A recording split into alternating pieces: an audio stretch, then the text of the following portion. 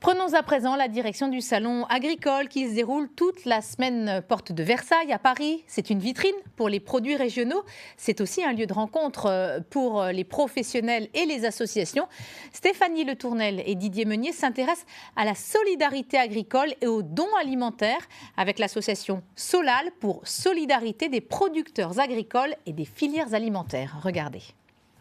Et donc je me permets de venir vers vous parce que je vois que vous avez de la viande sous vide. Oui.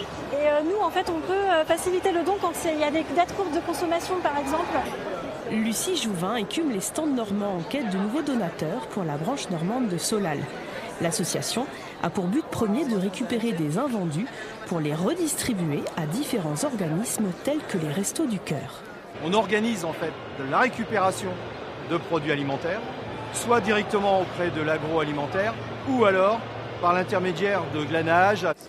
Oignons et pommes de terre dans le Calvados, pommes-poires dans l'Eure.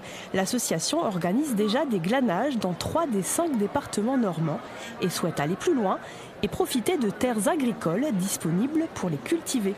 Pour cela, elle fait appel à la SAFER, arbitre et régulateur des territoires ruraux.